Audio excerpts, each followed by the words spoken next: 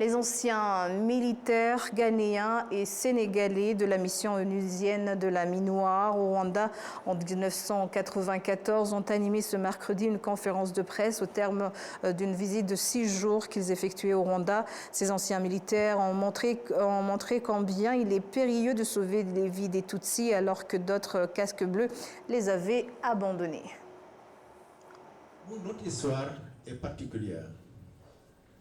Nous habitions à Kichikiro et nous avions des voisins. Mais vous savez, avant la MINUSTAH, quand on est venu ici, on était déjà dans le GOM, le groupe des observateurs militaires. Et donc on était ici depuis le mois de juillet. Ça nous a fait parvenir à encadrer et à rencontrer beaucoup de monde à travers le Rwanda. Mais ces relations, ça crée des sentiments et des liens. Et quand nous sommes venus ici, effectivement, même là où on habitait dans le quartier, on a montré aux gens qu'on n'était pas des étrangers. On était leurs parents à côté, on a tissé des relations. J'ai eu la maison d'à côté, un enfant qui était attaché à nous, on l'a récupéré. C'est grâce à cet enfant que sa famille a été sauvée. Parce que quand la crise a éclaté, effectivement, on a récupéré toute la famille. Les voisins qui étaient à côté ont tapé le 7, on a ouvert la grille, ils sont venus dans la maison. Et au bout de vers midi, on avait 49 personnes chez nous. On a dit à la MINUSTAH nous a demandé de rejoindre Amahoro, parce qu'en ce moment, on est en train de rappeler tous les officiers pour leur sécurité. On a rendu compte qu'on avait 49 personnes qui étaient dans notre maison et que c'était difficile, on ne pouvait pas le laisser parce que les interrompés étaient en train de rôder déjà autour. Et ils nous ont dit à un moment donné, attention, la mission ne peut pas garantir votre sécurité au-delà de 15 heures.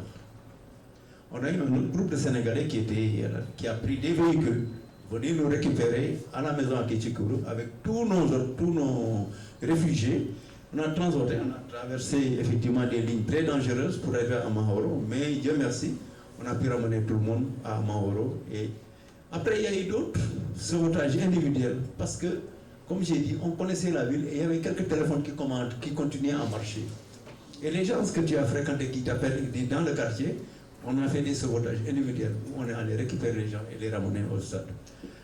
Quand on le faisait, on était dans le naturel. Vraiment, on ne pensait pas faire un acte d'héroïsme, on avait un acte d'humanité. On vivait avec des gens, on savait on les massacre. On ne peut pas garder ça dans notre conscience en tant que militaire. Donc nous, dans toutes les constitutions de nos armées, la protection de la population fait partie de nos missions. Et c'est ce qu'on a respecté, même en étant au Rwanda. Donc je pense qu'à ce niveau, quand ils agissaient, ils ne faisaient rien d'extraordinaire. Ils ont tout juste continué le rôle du militaire vis-à-vis du civil. Et c'est ce qu'on a appliqué aux Rwandais qui étaient à côté, qui ont eu la chance de tomber sur nous. Ces anciens casques bleus ont également laissé entendre qu'ils ont décidé de sauver des Tutsis au prix de leur vie contre les instructions de leurs supérieurs.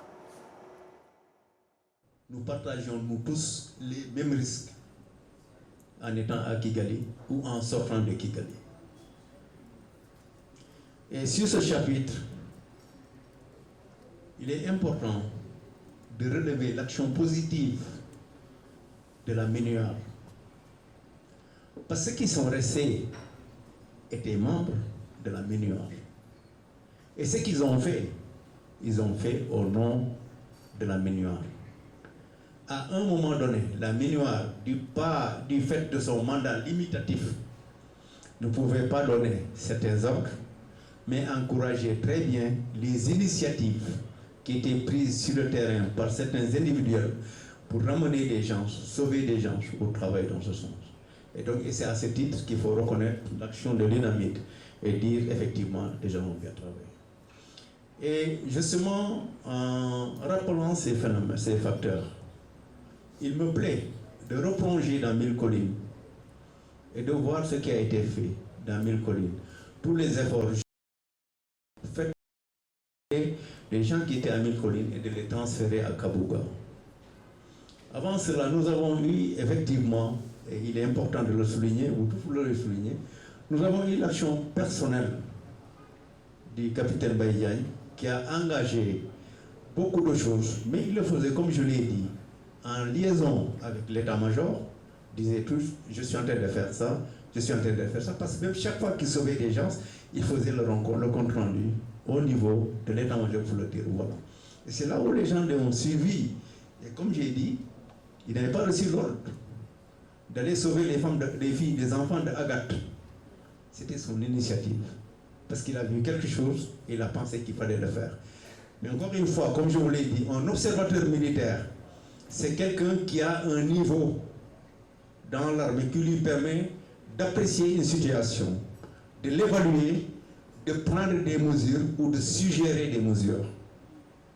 Et c'est dans ce cas que les gens évoluaient et parvenaient effectivement à prendre des initiatives et tout. Et aujourd'hui, et puis tous les jours, chaque fois, on ne cessera jamais de louer son action, de louer ce qu'il a fait, parce qu'effectivement, il l'a fait en tant que ce qu'on attendait d'un capitaine et ce qu'on attendait effectivement d'un capitaine qui a déjà servi.